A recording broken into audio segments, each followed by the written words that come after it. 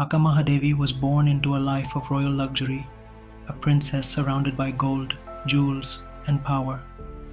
She had everything anyone could dream of: wealth, beauty, fame, and comfort. But amidst all these riches, there was an emptiness in her heart. She longed for something that gold couldn't buy, something far beyond what the world could offer. But what was she searching for?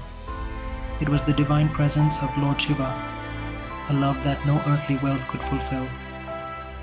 One day, a king named Kisaraja, hearing of her beauty and wisdom, sent a proposal. He offered her riches, a life of royalty, and promises of endless luxury. Yet Akka Mahadevi, who had already surrendered her heart to Lord Shiva, was unmoved. The world's wealth held no power over her now. She had found something much greater: the divine grace of Lord Shiva.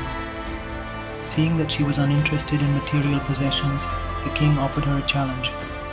"I will marry you," he said, "if you can prove your devotion."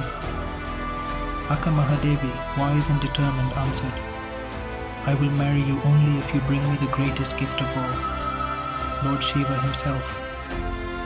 Not understanding the depth of her devotion, the king accepted her challenge. He left with a heart full of confidence, believing that he could bring her anything she desired. But Akka Mahadevi had a different path in mind. She left behind her palace, her riches, and her title.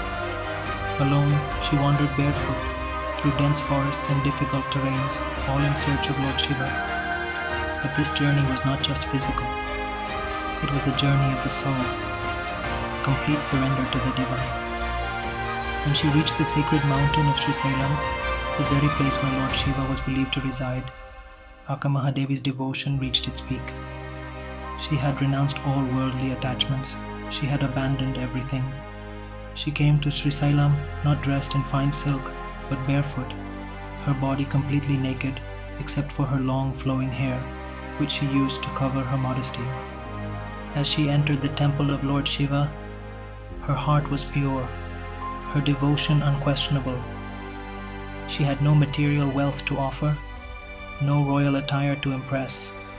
She had only one thing: complete surrender and unconditional love for Lord Shiva.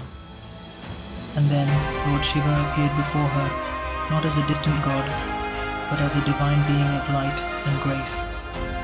In that moment, Shiva blessed her with the greatest gift of all, the divine presence of the cosmic being. He blessed her with a robe of golden light. And with that divine grace, Akka Mahadevi was no longer just a princess of the world. She became the greatest devotee of Shiva, with the highest spiritual blessing that no earthly king could ever offer. Her journey had not been about riches or titles. It was about the purest form of love and devotion. Her story is a reminder that true wealth is found in the love of the divine. Akka Mahadevi's story doesn't end with her transformation. She became a saint, a poet, and a guide for millions. She shared her experiences through her vachanas, beautiful devotional poems that expressed her deep connection with Lord Shiva. Through her poems, she spoke of devotion, surrender, and the divine love of Shiva. Her words continue to inspire millions to seek the divine within and to renounce the false attachments of the world.